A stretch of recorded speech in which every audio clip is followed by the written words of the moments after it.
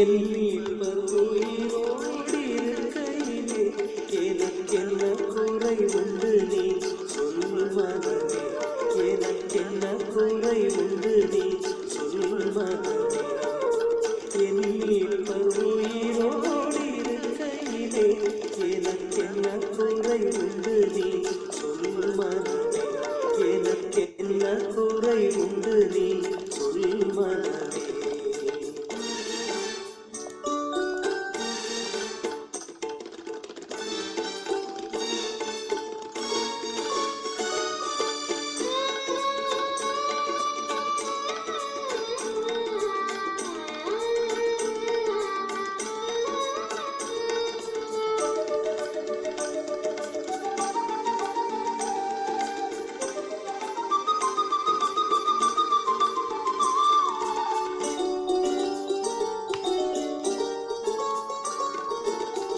என்னுயிர் மீட்கவே தன்னுயிர் கொடுத்தோ, என்னோடு இருக்கவே எழுந்திருந்தோ, விண்ணுலகுயர்ந்தோ உன்னதஞ்சிறந்தோ, நித்திரனே சுகபத்திரமருந்தோ. என் மீட்பர் உயிரோடு இருக்கையிலே எனக்கென்ன குறை உண்டு நீ சொல் மனமே, எனக்கென்ன குறை உண்டு நீ சொல் மனமே.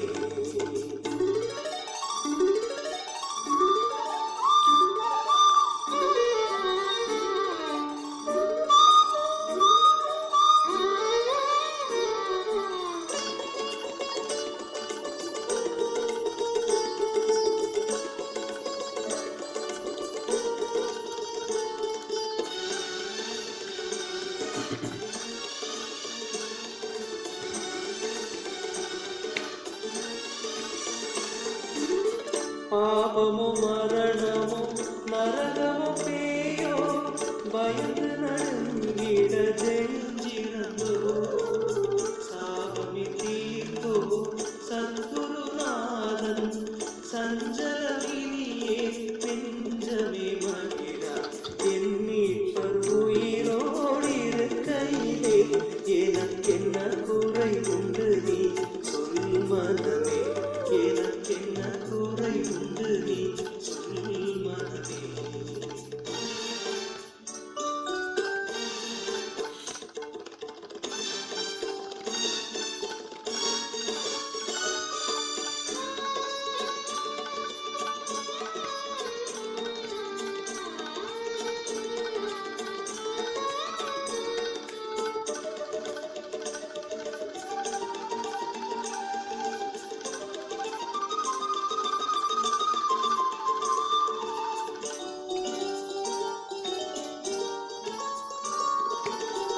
ஆசி செய்திடுவார் அருள்மிக அளிப்பார், அம்பரங்களில் எனக்காய் ஜபிப்பார், மோசமே மறைப்பார் முன்னமே நடப்பார், மோட்ச வழி சத்தியம் வாசல் உயிரே.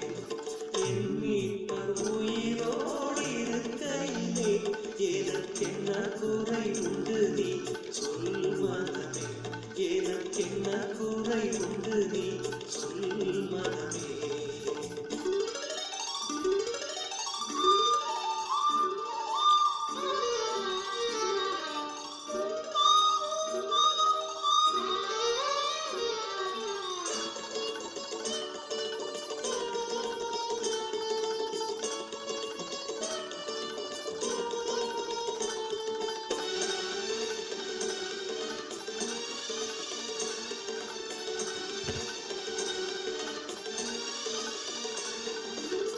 கவலைகள் தீர்ப்பார், கண்ணீர் துடைப்பார், கடைசி மட்டும் கை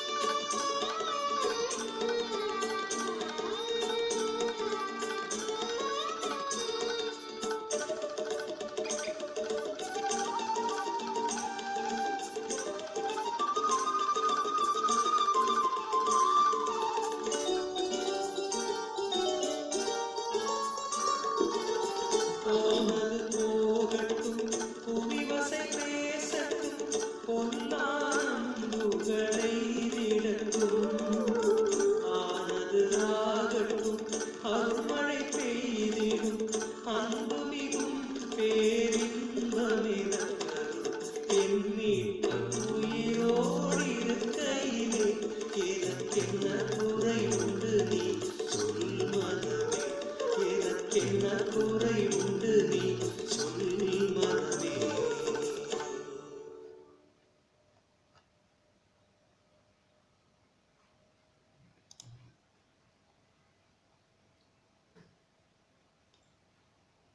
நாம் அனைவரும் வெளியே சென்று விட்டு மீண்டும் தேவனுக்கு மகிமை உண்டாவதாக. 1 யோவான் 2ஆம் அதிகாரம் 25ஆம் வசனத்தை ஆதாரமாக கொண்டு பரலோகத்தை நோக்கி என்ற தலைப்பிலே நித்திய ஜீவனுக்கான காரணிகளை தியானித்துக் கொண்டு வருகிறோம்.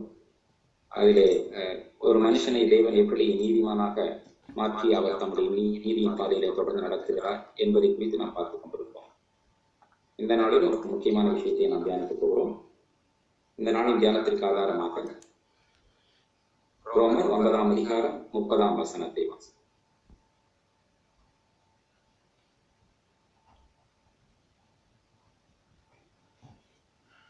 இப்படி இருக்க நாம் என்ன சொல்லுவோம்? நீதியை தேடாத புறஜாதியார் நீதியை அடைந்தார்கள், அது விசுவாசத்தினால் ஆகும் நீதியே.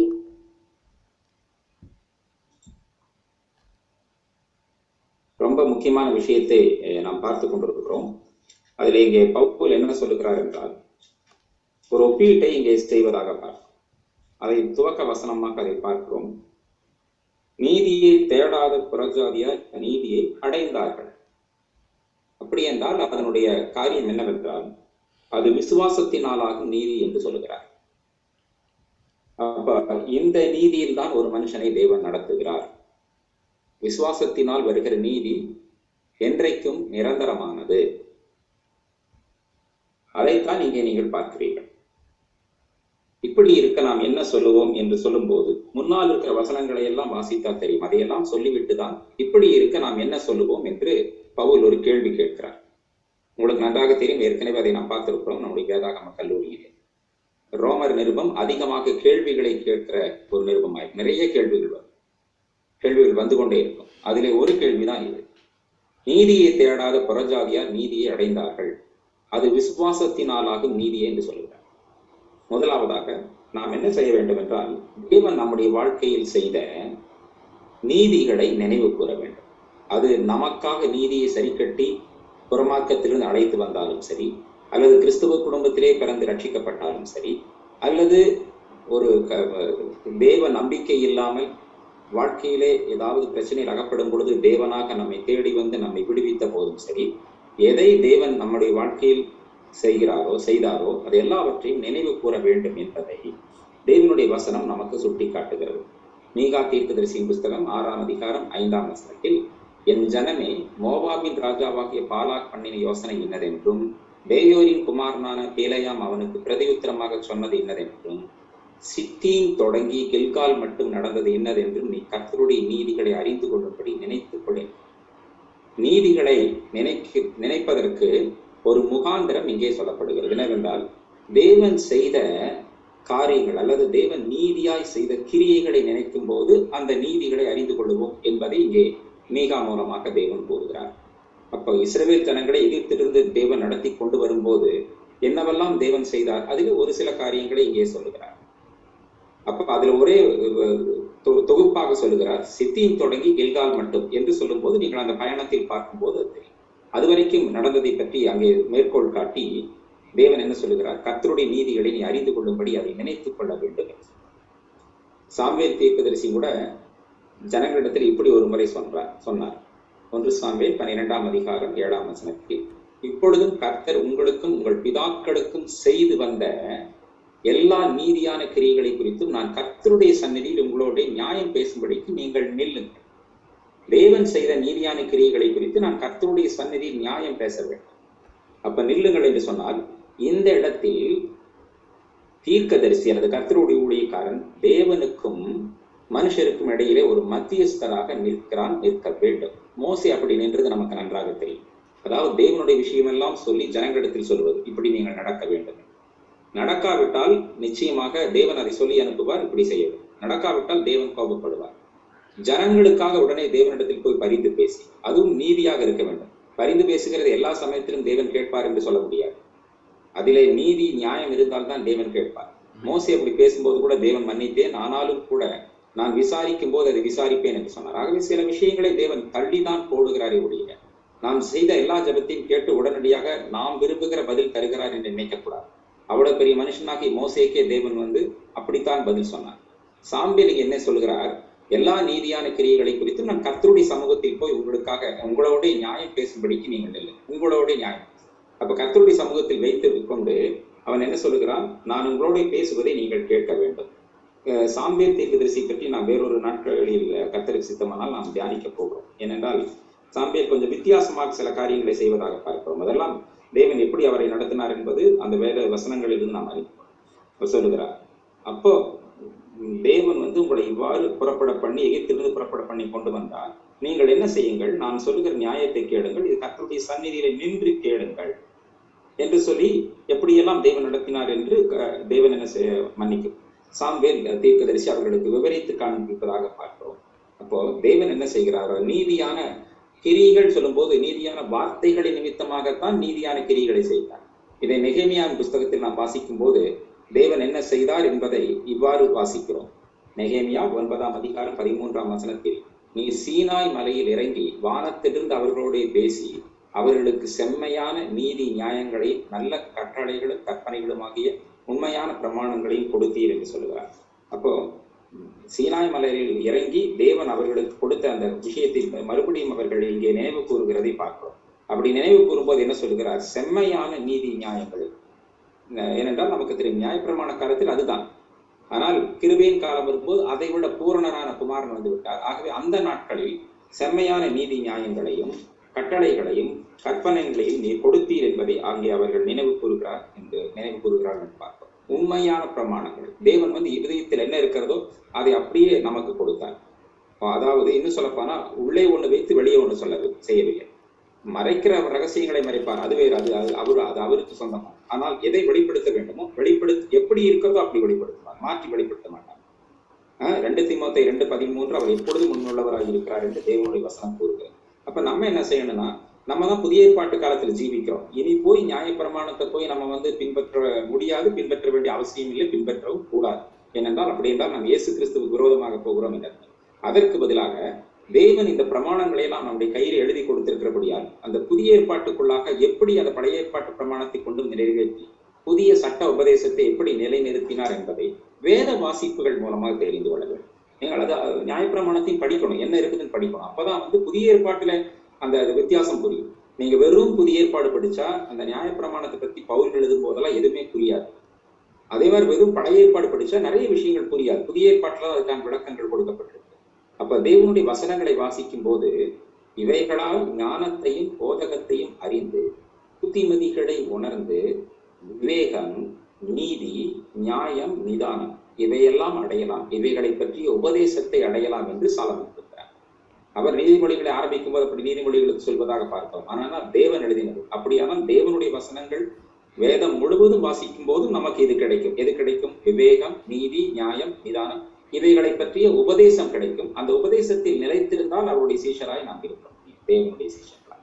அப்போ நீதிமொழிகள் அவர்கள் சொல்லுகிறார், இப்படியெல்லாம் நீங்கள் என்ன செய்ய வேண்டும், நடந்து கொள்ள வேண்டும். இதிலே நீங்கள் உங்களுக்கு லாபம் தான் இருக்கும் என்பதை அங்கே சாலமன் சொல்லுவதாக நாம் பார்க்கிறோம். நீதிமொழிகள் 2ஆம் அதிகாரம் 9ஆம் வசனத்திலும் கூட அவர் சொல்லும் பொழுது, அப்பொழுது நீதியையும் நியாயத்தையும் நிதானத்தையும் சகல நல்வழிகளையும் அறிந்து கொள்ளுவாய் என்று சொல்கிறார். அப்போ நீதி, நியாயம், நிதானம் இதெல்லாம் நம்ம அவசியம். நிதானம் பல சமயங்களில் நமக்கு இருப்பதில்லை. ஒரு முடிவு எடுக்கும் போது நாம் நிதானிப்பதில்லை. நிதானித்தால் தான் ஒன்றுமில்லை. சாலையில் பயணம் செய்யும் போது பல சமயங்களில் சில பேர் நிதானமாய் முடிவெடுக்க முடிவதில்லை. வலது பக்கத்தில் இண்டிகேட்டர் போட்டுவிட்டு இடது பக்கம் திரும்புகிறார்கள். அப்ப நிறைய இந்த மாதிரி பிரச்சனை இருக்கிறது. அப்படி என்றால் ஆவிக்குரிய பயணத்தில் எப்படி நாம் பயணம் செய்ய வேண்டும் என்பதை யோசித்து பார்க்க வேண்டும். இதை பற்றி உபதேசத்தை அடையலாம் என்று சொல்லுவார். முதல் விஷயம், இயேசு கிறிஸ்து எப்படி இருந்தார்? இப்போ நம்ம தேவனுடைய நீதிகளை நினைக்கணும்னு சொன்னோம். இயேசு கிறிஸ்து எப்பொழுதுமே வசன நினைவோடு கூட தான் இருந்தார். அவரே வார்த்தை தான் அப்படியெல்லாம் சொல்லக்கூடாதுங்க. அவர் வார்த்தை தான் இல்லைன்னு சொல்ல, மாம்சமானார் வார்த்தை. ஆனால் அவர் இருதயம் முழுவதும் வசனத்தினால் தான் எப்பொழுதும் நிறைந்திருந்தது.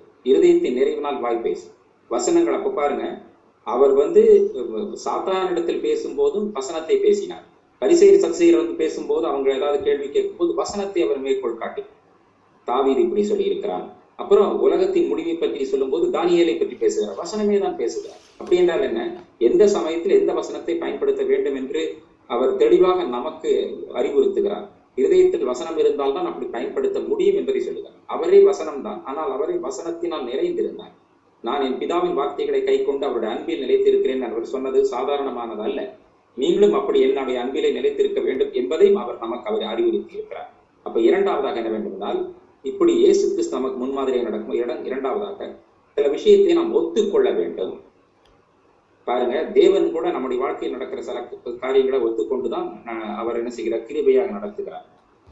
இதுல ஒண்ணு விஷயம் என்னன்னா, பழைய ஏற்பாட்டில் அப்படி நியாயப்பிரமாணத்தை கொண்டு வந்தால் புதிய ஏற்பாட்டில் மிக அருமையாக விசுவாசத்தினால் நாம் நீதிமான்களாக இருக்கிறோம் அப்படிங்கிறத ஒத்துக்கிட்டு அதுல நடந்தாதான் அதுல நிலைக்க முடியும். இன்றைக்கும் நியாயப்பிரமாணத்தை நிக்கணும்னு சொல்றவங்களா இருக்கிறாங்க. ஆகவே நிறைய அதுல பிரச்சனைகள் இருக்கிறது உபதேசத்தில். ஆனால் ரோமர் 9ஆம் அதிகாரத்திலே நமக்கு விடை இருக்கிறது. 31ஆம் வசனத்திலே நான் அதான் முன்னமே சொன்னேன் உங்களுக்கு, 2 ஒப்பீடு செய்கிறார். ஒன்று இஸ்ரவேலர், மற்றொன்று புறஜாதி. இதற்கு முந்தின வசனம் தான் நாம் துவக்க வசனமாக வாசித்தோம். அதாவது நீதியை தேடாத புறஜாதியர் அதை அடைந்தார்கள், அது விசுவாசத்தினால் உண்டாகும். நீதி பிரமாணத்தை தேடின இஸ்ரவேலர் அதை அடையவில்லை என்று சொல்றார். அப்படி என்றால் ஒன்றை ஒத்துக்கொள்ள வேண்டும், நம்முடைய சுய முயற்சிகள், நம்முடைய சுய நீதி, அதான் நம்மளே மாம்சத்தில் ஒன்றை விரும்புவது தேவனிடத்திலிருந்து நல்ல பதிலை பெற்று தரும் என்று சொல்ல முடியாது. ஏனென்றால் நாம் தேவனிடத்திலே அதை தேடவில்லை. தேவனிடத்தில் தேடாத விஷயம் எப்படி தேவனிடத்திலிருந்து கிடைக்கும்? அதற்கு அடுத்த வசனத்தில் அவர் சொல்லுகிறார், எண்ணத்தினால் என்றால் அவர்கள் விசுவாசத்தினால் அதை தேடாமல் நியாயப்பிரமாணத்தின் கிரியைகளினாலே தேடினபடியால் அதை அடைய. நியாயப்பிரமாணத்தை கொடுத்த தேவனை விட்டுட்டு நியாயப்பிரமாணத்தை குடிச்சிருக்கார். நியாயப்பிரமாணத்தில் என்ன தேவன் சொல்ல வர்றாரு, ஜீவனுள்ள தேவனை பற்றி கொண்டிருந்தால் நம்முடைய குமாரனை அனுப்பினதை அவர் விளங்கிக் கொள்வார். யூதர்களை யாருமே விளங்கிக் கொள்ளலை நான் சொல்லலை. சில பேர் விளங்கிக் கொண்டார்கள், இன்றைக்கு ரட்சிக்கப்பட்டார்கள். பேதுரு சொன்னான், நீ ஜீவனுள்ள தேவனுடைய குமாரனாகிய கிறிஸ்து. அவனும் யூதன் தான், அவனுக்கு அது தெரிந்தது. படிப்பறிவெல்லாம் குறைவுதான், பேதமை உள்ளவர்கள் தான். ஆனால் அவர்களுக்கு பிதா அதை வெளிப்படுத்தினார், அவனுக்கு அதை வெளிப்படுத்தினார். அப்ப என்னன்னா, அவர்கள் நியாயப்பிரமாணத்தின் கிரிகளை தேடினபடியால் அதை அடையவில்லை, இடறதற்கான கல்லில் இடறினார். ரொம்ப இது அருமையான விஷயம். ஏனென்றால் அதன் கடைசி வசனத்தில் இவ்வாறு பவுல் நிறைவு செய்கிறார், இதோ இடறதற்கான கல்லையும் தவறுதற்கான கண்மலையும் சியோனில் வைக்கிறேன், அவரிடத்தில் விசுவாசமாயிருப்பவன் எவனோ அவன் வெட்கப்படுவதில்லை என்று எழுதியிருக்கிறபடியாயிற்று. எங்கே எழுதியிருக்கிறது? ஏசாயா 28:16 எழுதியிருக்கிறது. அப்போ தேவன் இங்க என்ன செய்கிறார் என்று சொன்னால், இயேசு கிறிஸ்துவ அங்க கொண்டு வந்துட்டார். ஏன்னா நியாயப்பிரமாணத்தை பத்தி பேசிட்டு இருக்கும் போது அதன்படி தேடினால் அது கிடைக்காது என்று சொன்னவர் அங்க ஒருத்தர் இருக்கிறார். அதை ஒழுங்கா நீங்க நியாயப்பிரமாணத்தின்படி போகாம அவரை நோக்கி பார்த்தால் அவர் நியாயப்பிரமாணத்தை நிறைவேற்றி உங்களுக்கு தருவார். இல்லாவிட்டால் அவர் மேலே நீங்கள் அவர் நிமித்தமாக இடரவில்லை. இயேசுவின் நிமித்தமாக நிறைய பேர் இடர்னார், இயேசுவினால் இடரவில்லை. அவர்கள் இயேசுவினால் இடரடையவில்லை, இயேசுவின் நிமித்தமாக அவரை தவறாக புரிந்து கொண்டதினால் என்ன செய்தார்கள்? இடறினார்கள். இவர் மேசியா கிடையாது என்று சொன்னார். அப்ப நம்ம ஒன்றை ஒத்துக்கொள்ள வேண்டும், இவர்தான் எல்லாம் பூரணரான குமாரன். ஏன்னா பழைய ஏற்பாட்டினுடைய நியாயப்பிரமாணத்தை தாண்டி பூரணரான குமாரன், எல்லாவற்றிற்கும் மேற்பட்டவர் இவர். அப்போ இந்த இயேசு கிறிஸ்துவை பின்பற்றினால், இவர் மூலமாக இவரை விசுவாசிப்பதினால் வருகிற நீதிக்கு நாம் சுதந்திரவாளியாகி அந்த நீதியிலே தொடர்ந்து நடப்போம் என்றால் மரணமே இல்லாத அந்த பாதையில் தேவன் கொண்டு போய் கடைசியாக நித்திய ஜீவனில் கொண்டு போய் விடுவார் என்பதையும் நாம் அறிந்திருக்க வேண்டும், ஒத்துக்கொள்ள வேண்டும்.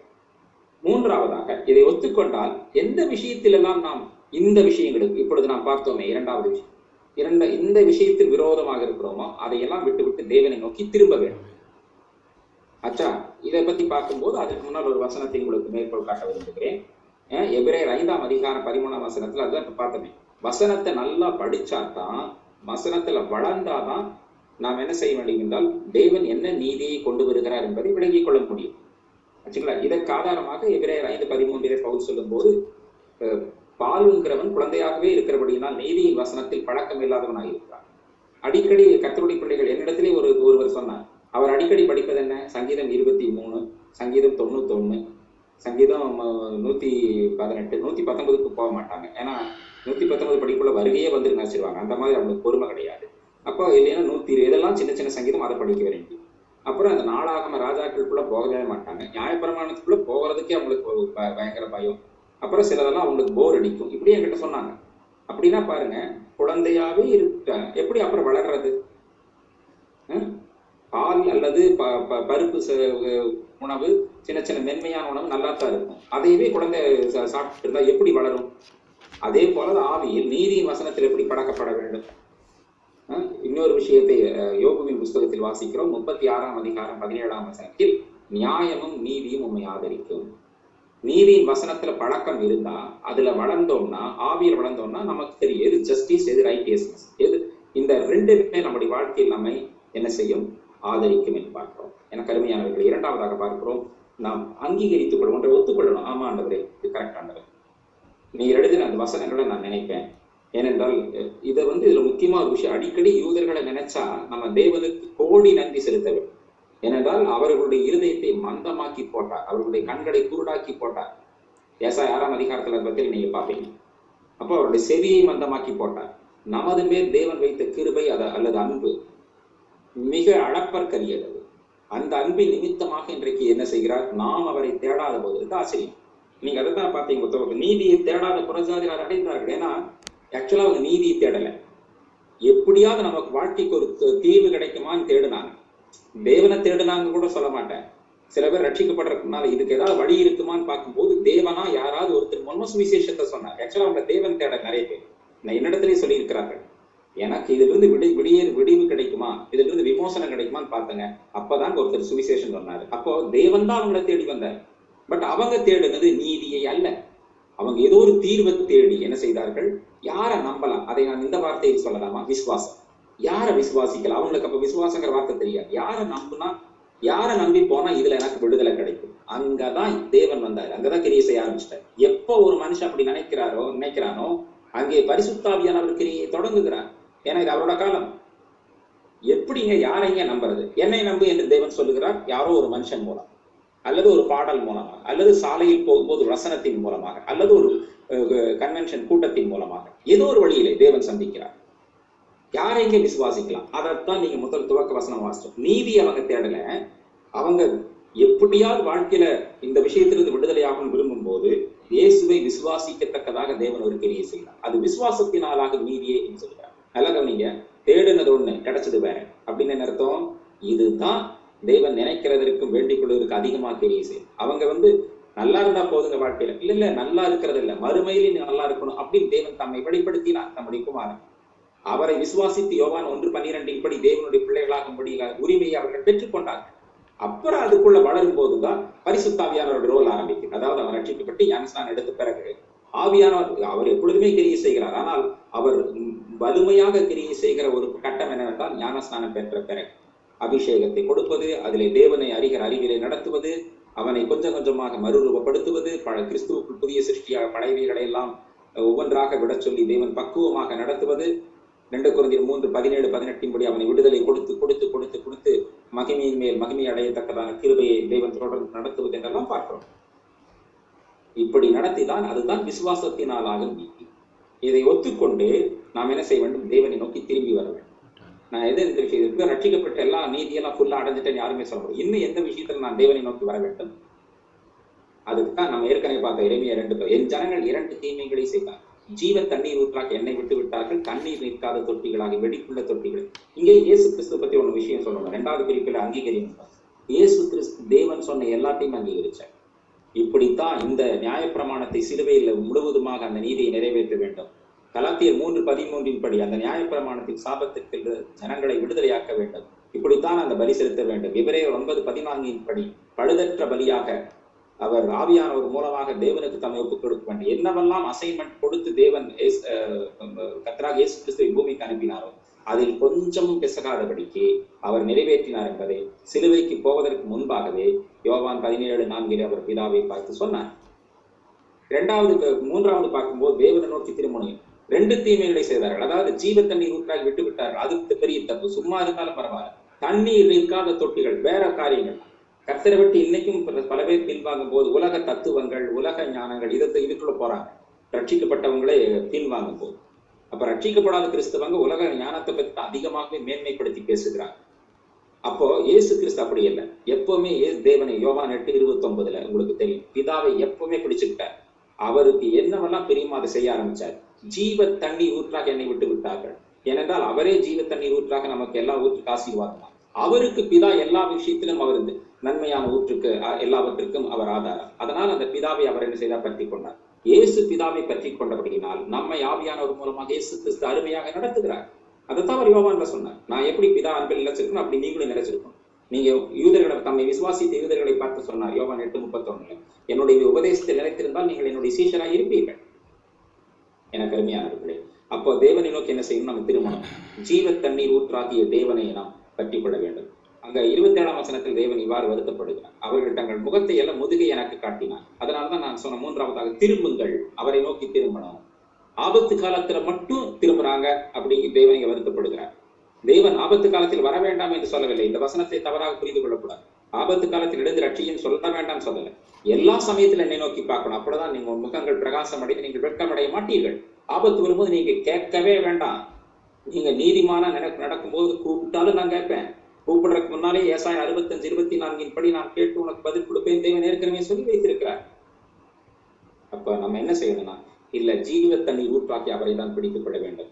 ஆனா சில சமயங்கள் தேவன் சிஷ்டை கொடுத்தாலும் நமக்கு அதுக்கு உணரவே மாட்டேங்கிறோம். அதை எரேமியா 5:3 சொல்றாரு, உங்களுடைய கண்கள் சத்தியத்தை அல்லவோ நோக்குகிறது. அதை பத்தி சத்தியத்தின் மூலமா தான் வசனத்தை விசுவாசிக்கிறோம் இல்லையா?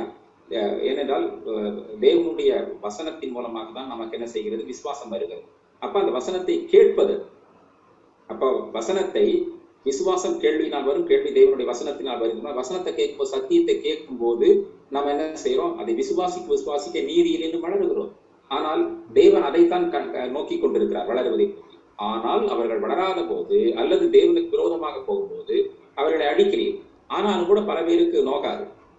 அப்படி என்றால் என்ன, அவர்களுக்கு ஆவிக்குரிய சொரணை இல்லை என்று அவர்களை நிர்மூலமாக்குகிறீர். ஆனாலும் புத்தி ஏற்றுக்கொள்ள மாட்டோங்கிறார். தங்கள் முகங்களை கண்மலை பார்த்து கெட்டியாக்கி திரும்ப மாட்டோம். அப்ப எந்த விஷயத்துல, வேதம் வாசிப்பதா, ஜெபிப்பதா, குடும்ப ஜெபம் பண்ண, எந்த விஷயத்துல நான் இதையே அடிக்கடி வலியுறுத்துகிறேன் என்றால், இதற்கப்புறம் இருக்கிற நீதியெல்லாம் தேவன் பார்த்துக் கொள்வார். அடிப்படை விஷயங்களிலேயே நாம் சறுக்குவோம் என்று சொன்னால் மற்ற விஷயங்களில் எப்படி நிற்க முடியும்? அடிப்படை விஷயங்களை சரி பண்ணி கொண்டால் மற்ற விஷயங்களிலே சறுக்காதபடி, சறுக்கினாலும் அவருடைய கிருபை தாங்கும், சறுக்காதபடி தேவன் கொண்டு போகவும் முடியும். வேத வசனம் என்னைக்கு போய் சொல்லாதுங்க. உபத்திரவங்களை நமக்கு சறுக்கல் நினைக்காதீங்க, அது நம்முடைய தப்பு. உபத்திரவத்தில் நம்ம எடுக்கிற முடிவை பொறுத்து தான். ஆனா உபத்திரவம் நம்மளை பண்படுத்துறதுக்கு தான், புண்படுத்துவதற்கல்ல, பண்படுத்துவதற்கு தான். அதை நம்ம விளங்கிக் கொள்ளணும். அப்ப அது மாத்திரமல்ல, எரேமியா 12ஆம் அதிகாரம் 1ஆம் வசனத்தில் எரேமியா எப்படி சொல்லு, கர்த்தாவே உம்மோடு நான் வழக்காட போனால் தேவரீர் நீதி உள்ளவராமே. நீதி உள்ளவராமே இல்லை, நீதி உள்ளவரே தான். ஆகிலும் உம்முடைய நியாயங்களை குறித்து உம்மோடு நான் பேசும்படி வேண்டுகிறேன். ஆகாதவர்களின் படி வாய்க்கிறது என்ன? துரோகம் செய்து வருகிற அனைவரும் சுகித்திருக்கிறது என்ன? பின்னால் தேவன் அதற்கு பதில் கொடுக்கிறார். தேவனிடத்தில் உரிமையாக போய் பல கேள்விகளை கேட்கலாம், வேண்டாம் என்று சொல்லவில்லை, ஆவியானவர் நடத்துகிறபடி. ஆனால் அவர் நீதி உள்ளவர் என்பதை ஒத்துக்கொண்டுதான் போக வேண்டும். அவரை நோக்கி திரும்பி யார் வருகிறார்களோ அவர்கள் தேவனிடத்திலே கேள்விகள் கேட்பதற்கு தகுதி உள்ளவர்கள். ஏனென்றால் திரும்பி வர்றவங்களை நிச்சயமாகவே பரிசுத்த ஆவியானவர் தான் நடத்துவார். மாம்சத்தில் நடக்க மாட்டான். அப்படி நடக்கிறதான் திரும்பி வர மாட்டான். ஆவியான நடத்தும் போது இதை கேளுப்பா பிதா கிட்ட, நான் உனக்கு பிதாவோட உள்ளத்துக்குள்ளிருந்து உனக்கு வேண்டுங்கிறத நான் சொல்லி தருவேன். அப்ப இயேசுவின் நாமத்தில் பிதாவை நோக்கி கேட்கும் போது பிதா என்ன செய்வார்? இயேசுவின் நாமத்தில் ஆவியானவருக்கு அதை தெரிவிப்பார். ஆவியானவர் நமக்கு அதை தெரிவிப்பார். எவ்வளவு அழகா தேவன் நடத்தி கொண்டு போகிறார். கரும்பு தின்ன கூலியா நல்ல விஷயங்களை சொல்லித் தருகிறார். இலவசமாக நமக்கு ரட்சிப்பை தந்த தேவன். அவரை நோக்கி கூப்பிட்டால் அவர் கேட்கிறார். ஏசாயா 28ஆம் அதிகாரம் 17ஆம் வசனத்தில் அவர் சிக்ஷிக்கும் போது இப்படியெல்லாம் திருமணம் இல்லைன்னா சரியா அவருடைய தீர்ப்பு இருக்கும் என்பதை இங்கே காட்டுகிறார். நான் நியாயத்தை நூலும் நீதியை தூக்கு நூறுமாக வைப்பேன். பொய் என்னும் அடைக்கலத்தை கல்மழை அடித்துவிடும், மறைவிடத்தை ஜலப்பிரவாகம் அடித்து கொண்டு போகும். அதனால் நம்முடைய ஸ்ட்ராட்டஜி, அதை தமிழ்ல எப்படி சொன்னா, நம்முடைய வியூகங்கள், நம்முடைய பிலாசபி தத்துவங்கள் எதுவுமே நம்ம அல்லது பொய் சொல்லி ஒன்ன சமாளிக்கிறது, அப்புறம் ஏதோ ஒண்ணுக்குள்ள நம்மளை மறைச்சுக்கிறது, தேவன் அல்லாத எந்த விஷயத்தையும் இந்த தேவன் வைக்கிற இந்த நியாயத்தை அடித்து கொண்டு போய் அதைத்தான் இங்கே தேவன் சொல்கிறார். ஆகவே தேவனுடைய காரியங்களை, அதாவது தேவன் செய்த நீதிகளை நினைக்கும்படியாக அவருடைய கிரியைகளை நினைத்துக் கொண்டே இருக்க வேண்டும். இரண்டாவதாக அதை ஒத்துக்கொள்ள வேண்டும். நல்லா கவனிங்க, யூதர்கள் பிரச்சனை, அவங்க ரட்சிப்பை இழந்து போனதுக்கு முக்கியமான காரணம் என்னவென்றால் இயேசுவை விசுவாசிக்கிறவர்கள் தேவன் ஏற்படுத்தின ஒரு விஷயத்தை அங்கீகரிக்கவில்லை. மூன்றாவதாக தேவனை நோக்கி திரும்பவில்லை. இந்த மூன்றில் நம்ம சரியாக தேவனுடைய கிருபையினால் இருப்போம் என்று சொன்னால் தேவன் நிச்சயமா நம்மை ஆசீர்வதிப்பார். யோபுவின் புஸ்தகம் 36ஆம் அதிகாரம் 7ஆம் வசனத்தினுடைய பலனை பாருங்கள். அவர் தம்முடைய கண்களை நீதிமான்களை விட்டு விலக்காமல் அவர்களை ராஜாக்களோடு கூட சிங்காசனத்தில் ஏறவும் உயர்ந்த ஸ்தலத்தில் என்றைக்கும் உட்கார்ந்திருக்கவும் செய்கிறார். தேவன் நம்முடைய ஆசீர்வதிப்பார். எங்களை நேசிக்கிற பிதாவே, இந்த வேலைக்காக நன்றி. இயேசுவின் நாமத்தில் மீண்டும் உம்மை வாழ்த்துகிறோம். இப்பொழுதும் ஆண்டவரே, நாங்கள் தியானித்த வசனங்களின்படி உம்மையே, உம்முடைய வசனங்களையே, உம்முடைய நீதிகளை நினைத்துக் கொண்டு நீர் என்னவெல்லாம் செய்தீரோ அதை அங்கீகரித்து, மனப்பூர்வமாக அங்கீகரித்து, நாங்கள் எதிரெல்லாம் உம்மை நோக்கி திரும்ப வேண்டுமோ திரும்பும்படி உம்முடைய ஆவியானவரை கொண்டு எங்களை கிரியை செய். துதிக நமக்கு எல்லாவற்றையும் பொறுப்பிற்கே செலுத்துகிறோம். மீட்பர் இயேசு கிறிஸ்துவின் நாமத்தில் கேட்கிறோம் நல்ல பிதாவே. ஆமென். என் ஆத்துமாவே கர்த்தரை ஸ்தோத்திரி, என் முழு உள்ளமே அவருடைய பரிசுத்த நாமத்தை ஸ்தோத்திரி. என் ஆத்துமாவே கர்த்தரை ஸ்தோத்திரி, அவர் செய்த சகல உபகாரங்களுக்காக. பாஸ்டர் மணி அவர்கள் ஆசீர்வாதம்.